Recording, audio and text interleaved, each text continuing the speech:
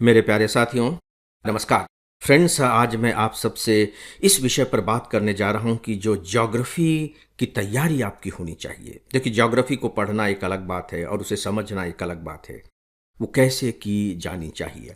दरअसल सच पूछिए तो मैं ज्योग्राफी के माध्यम से आपसे इस मुद्दे पर बात करने जा रहा हूं कि सिविल सर्विस एग्जामिनेशन की जो प्रिपरेशन होनी चाहिए, आपकी पढ़ने की जो शैली होनी चाहिए, जो तरीका होना चाहिए, वो किस तरीके का होना चाहिए।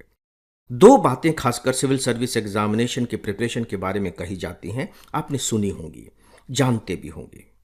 पहली बात तो यह कि आप विषय को रटिए मत, विषय को समझिए। अगर आप विषय को समझेंगे नहीं तो सिविल सर्विस एग्जामिनेशन, चाहे वो प्री हो या मेंस हो, क्वालिफाई नहीं हो पाएगा।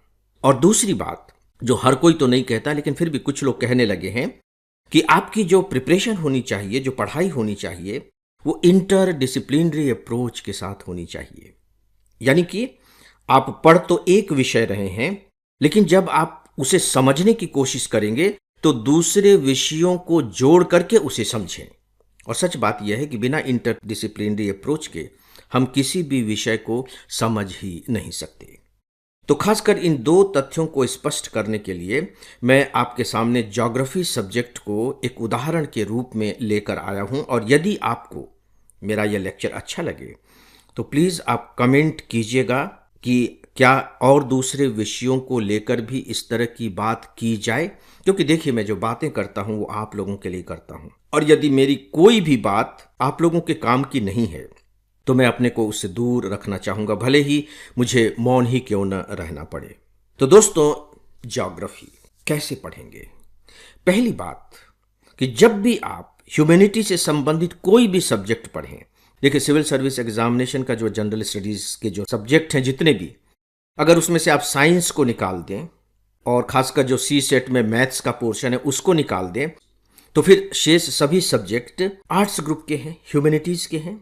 ये बात मैं इसलिए कह रहा हूं कि जब आप ह्यूमैनिटी के सब्जेक्ट पढ़ते हैं तो आपके दिमाग में ये बात आती है कि आप आर्ट का सब्जेक्ट पढ़ रहे हैं, और आर्ट्स का अनुवाद आपका दिमाग कर देता है कि कला के बारे में पढ़ रहे हैं।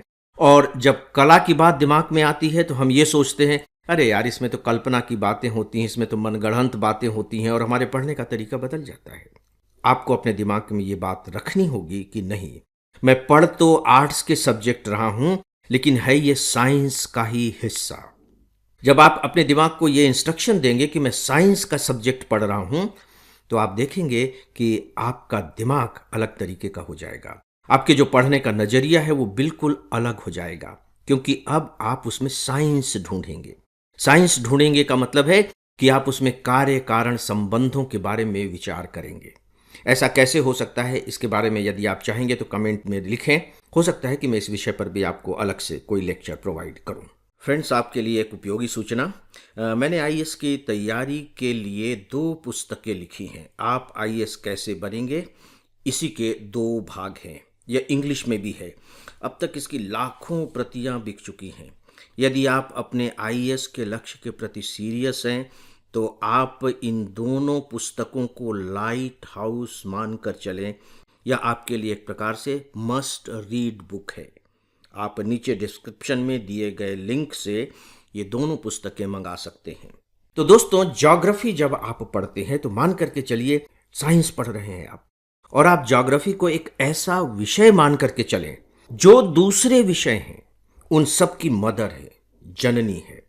चाहे वो हिस्ट्री हो, चाहे वो इकोनॉमिक्स हो, चाहे वो पॉलिटिकल साइंस हो, चाहे वो कल्चर हो, चाहे वो एनवायरनमेंट हो। एनवायरनमेंट तो खैर सीधे जुड़ा ही हुआ ज्योग्राफी से है। कोई भी विषय हो, वे सब के सब ज्योग्राफी के गर्भ से पैदा होते हैं। और मैं इसे सिद्ध कर सकता हूं, और मेरे जो ऑनलाइन लेक्चर्स हैं उसमें एक लेक्चर केवल इसी के बारे में है कि अगर आप ज्योग्राफी को समझ लेते हैं तो मान करके चलिए कि दूसरे विषयों को समझना आपके लिए आसान हो जाता है। जैसे मान लीजिए कि आपने किसी देश की ज्योग्राफी को समझ लिया तो उस देश की राजनीतिक प्रणाली किस तरीके की होगी, हो सकती है कहना चाहिए, अर्थव्यवस्था कैसी होगी, वहाँ की संस्कृति कैसी होगी, इन सब के बारे में आप अनुमान लगा सकते हैं। और मज़ेदार बात है कि आपके जो अनुमान होंगे मोर देन 75% सही होंगे। 25% मैं इसलिए छोड़ दे रहा हूँ क्योंकि टेक्नोलॉजी ने इन चीज़ों को बहुत कुछ बदल भी दिया है, लेकिन ऐसा नहीं कि उसने ज्योग्राफी को भी बदल दिया हो। तो दोस्तों, ज्योग्राफी को आप दूसरे जितने भी सब्जेक्ट्स हैं उनकी मदर मान करके चलिए, तो सीधी सी बात है कि जब आप ज्योग्राफी पढ़ रहे होंगे तो उसमें आपको दूसरे सारे सब्जेक्ट्स की झलक दिखाई देगी, और अगर झलक दिखाई नहीं दे रही है, आप अपने को टटोलिए और बताइए कि नहीं, मेरे पढ़ने में मैं कुछ गलती कर रहा हूँ, मुझे इसे सुधारना है। और दोस्तों, यदि आपको इन बातों पर यकीन न आ रहा हो तो मुझे ऐसा लगता है कि हमने अपनी वेबसाइट पर जो डेमो लेक्चर्स दिए हुए हैं उनमें ज्योग्राफी पर डेफिनेटली कुछ लेक्चर्स होंगे, आप उन्हें जाकर सुन सकते हैं। दोस्तों, अब एक छोटा सा उदाहरण, जैसे भूमध्य रेखा पर आप देखिए कि वर्षावन पर हर साल कोई ना कोई प्रश्न आता है, प्री में भी और मेंस में भी आने लगे हैं। तो भूमध्य रेखा पर सूरज सीधा चमकता है, ये एक तथ्य है। सीधा चमकता है, इसका मतलब है कि अगर आप मैथमेटिक्स को अप्लाई करेंगे तो जो स्थान सीधा होगा वह उतना निकट होगा, और जो स्थान जितना टेढ़ा होगा वह स्थान उससे उतना दूर होगा, मतलब उन दोनों के बीच की दूरी अधिक होगी। तो भूमध्य रेखा पर यदि सूर्य सीधा चमकता है और हमेशा 24 घंटे सीधा चमकता है, तो सीधी सी बात है कि वो एक ऐसा स्थान है जहां पृथ्वी और सूरज के बीच की दूरी सबसे कम है। और यदि सबसे कम है, देखिए अब आपको एक कुंजी मिल गई, ये ज्योग्राफी की कुंजी है जिससे आप बहुत से टॉपिक्स के ताले खोल सकते हैं। जी हाँ, मैं दावे के साथ कह सकता हूं, बहुत से टॉपिक्स के आप ताले खोल सकते हैं। तो सूरज सीधा चमक रहा है, तो सीधी सी बात है कि सूरज की किरणें सीधे पृथ्वी पर पड़ रही हैं। चूंकि वो स्ट्रेट पड़ रही हैं, तो वो जो क्षेत्र है जहां सूर्य की किरणें पड़ रही हैं वहां बहुत ज्यादा गर्मी होगी। ठीक है, बहुत ज्यादा गर्मी होगी। अब जब गर्मी होगी तो क्या होगा? हमारे यहाँ बरसात कब होती है? गर्मी के मौसम के बाद ही तो वर्षा की ऋतु आती है ना। तो जहाँ गर्मी बहुत ज़्यादा पड़ेगी वहाँ क्या होगा? वहाँ जो पानी है, वहाँ की जो नमी है, वो वाष्प बन करके ऊपर उठेंगी, और ये जो वाष्प ऊपर उठ रही हैं इनमें नमी है। तो जब वो ऊपर उठते जाएंगे तो ऊपर का वायुमंडल हमारा ठंडा है, आप जानते हैं, ये अलग से आपका टॉपिक है। तो जब ये वाष्प जो है ऊपर उठती जा रही है, सिंपल शब्दों में कह लीजिए कि हवा ऊपर उठती जा रही है, तो इनमें खुद में भी नमी है, और ऊपर पहुंचने के बाद फिर उनका जो मेल जोल होता है वो नमी के साथ होता है, तो इनकी नमी बढ़ जाती है। और सीधी सी बात है कि जब कोई चीज़ गीली होती है तो उसका वजन बढ़ जाता है, और जब वजन बढ़ जाता है तो क्या होगा कि जब तक वो हल्की थी तब तक तो वायुमंडल उसे संभाले हुए थी उसके वजन को। अब चूंकि उसका वजन बढ़ गया है ऊपर की नमी से मिलने के कारण, तो अब उसके वजन को वायुमंडल संभाल नहीं पा रहा है, और जब वायुमंडल संभाल नहीं पा रहा है तो क्या होगा? जमीन पर आ जाएंगे। इसे ही हम कहते हैं वर्षा, पानी की बूंदें। अब आप देखिए कि ऐसा रोज हो रहा है भूमध्य रेखा पर, ये रोजाना होता है, क्योंकि ये रोज की क्रिया है। हमारे यहाँ तो जो वर्षा ऋतु होती है 3-4 महीने की होती है, वहां तो रोज ही वर्षा ऋतु हो रही है। अब आप अपनी तरफ से थोड़ी कल्पना कीजिए कि रोज पानी बरस रहा है, रोज पानी बरस रहा है, सूरज चमक रहा है, पानी बरस रहा है, सूरज चमक रहा है, पानी बरस रहा है। तो दो बातें तो आपके दिमाग में साफ हो गई कि वहां वर्षा बहुत होती है, इसीलिए उसके आसपास के क्षेत्र के वनों को वर्षा वन कहा जाता है, रेन फॉरेस्ट कहा जाता है। तो जहां रोज वर्षा हो रही होगी वहां का माहौल कैसा होगा, अब आपको सोचना चाहिए। और गर्मी भी खूब पड़ रही है ना, क्योंकि सूरज सीधा चमक रहा है, यानी कि वहां रोज वर्षा हो रही है और खूब गर्मी पड़ रही है। तो अब कल्पना कर लीजिए कि जहां खूब गर्मी पड़ती हो और जहां खूब वर्षा होती हो, वहां का जो क्लाइमेट होगा, वहां का जो एटमॉस्फेयर होगा, वहां के जो लोग होंगे वो किस तरीके के होंगे। उदाहरण के तौर पर मेरे कुछ प्रश्न हैं। नंबर 1 कि वहां के लोगों का रंग कैसा होगा? सांवला होगा, काला होगा, गोरे होंगे, गुलाबी होंगे, किस तरीके का रंग होगा? आपके दिमाग में उत्तर सूझ गया है, मैं जानता हूं। आप मेरे सामने नहीं बैठे हैं, मैं अपनी क्लास में सब प्रश्न करता था तो और मुझे फटाफट उत्तर मिलने शुरू हो जाते थे, और मैं उम्मीद करता हूं कि अभी भी आपके दिमाग में जो उत्तर आया होगा वो वही आया होगा जो क्लास में मुझे सुनने को मिलता था। अब वर्षा रोज हो रही है, तो वहां की जो भूमि होगी वो कैसी होगी?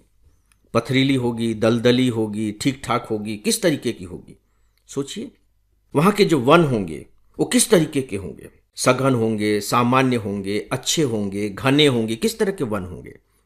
और जब आप इनका उत्तर ढूंढ लेंगे तो फिर मेरा अगला प्रश्न होगा जिसके बारे में आप सोचिए कि वहाँ की जो अर्थव्यवस्था होगी किस तरीके की होगी, वहाँ की जो ट्रांसपोर्टेशन की फैसिलिटी होंगी वो किस तरीके की होंगी, वहाँ के लोग विकसित होंगे, अविकसित होंगे, विकासशील होंगे, किस तरीके के होंगे। वो राष्ट्र धनी होंगे, गरीब होंगे, सामान्य होंगे, किस तरीके के होंगे, उनका भोजन किस तरीके का होगा, उनका मुख्य व्यवसाय किस तरीके का होगा। आप केवल इसी आधार पर अभी जितने भी प्रश्न मैंने आपसे पूछे हैं, आप उनके उत्तर देने में सक्षम हो जाएंगे। केवल इस छोटे से तथ्य को आधार बनाने के बाद आप लिंक करते चले जाइए, आपको उत्तर मिलते चले जाएंगे। तो अब आप देखिए कि इसमें जो तापमान है, ये तापमान क्या है? ये आपके फिजिक्स का हिस्सा है ना? तो इस तरीके से आपको थोड़ी सी फिजिक्स की भी जानकारी होनी चाहिए। जब महासागर के पानी के घनत्व के बारे में पढ़ेंगे तो वहाँ केमिस्ट्री आकर के शामिल हो जाएगी। अभी मैंने पूछा कि वहाँ की अर्थव्यवस्था किस तरीके की होगी, तो इकोनॉमिक्स आ गया ना। मैंने पूछा कि वहाँ के लोगों का व्यवसाय कैसा होगा, तो इकोनॉमिक्स आ गया। मैं कह रहा हूँ वहाँ के लोगों की संस्कृति कैसी होगी, हो गया। और वहाँ अगर ट्रांसपोर्टेशन की फैसिलिटी नहीं है तो कितने बड़े बड़े राज्य होंगे, कबीलाई राज्य होंगे या फिर बहुत विस्तार वाले राज्य होंगे जहाँ ट्रांसपोर्टेशन की फैसिलिटी नहीं है, जहाँ दलदली भूमि है। तो आप अनुमान बड़े आराम से लगा सकते हैं। तो आप देखिए कि पॉलिटिकल साइंस भी आ गया, इसमें इकोनॉमिक्स भी आ गया, इसमें कल्चर भी आ गया, ज्योग्राफी तो है ही है, इसमें फिजिक्स भी आ गया, इसमें केमिस्ट्री भी आ गया, पर्यावरण तो है ही है। दोस्तों, कमाल की बात हो जाती है जब आप इंटरडिसिप्लिनरी अप्रोच से पढ़ना शुरू करते हैं। और मुझे इस बात का बेहद आत्मसंतोष है कि केवल ज्योग्राफी के ही मेरे लेक्चर नहीं, बल्कि दूसरे सब्जेक्ट के लेक्चर्स भी लगभग इसी पैटर्न के हैं। और यदि आप दोस्तों चाहते हैं कि मैं इस तरह के लेक्चर्स आप लोगों को अपने डेली ऑडियो लेक्चर्स के माध्यम से और प्रोवाइड करूं, तो प्लीज़ आप कमेंट्स में ज़रूर लिखें, तभी मैं इसे कंटिन्यू कर पाऊंगा। अदरवाइज नमूने के तौर पर मैं एक लेक्चर आपको प्रोवाइड कर चुका हूं। तो फ्रेंड्स, इस विषय पर बस इतना ही, और इसी के साथ ही आज के इस डेली ऑडियो लेक्चर को यहीं समाप्त करता हूं। नमस्कार।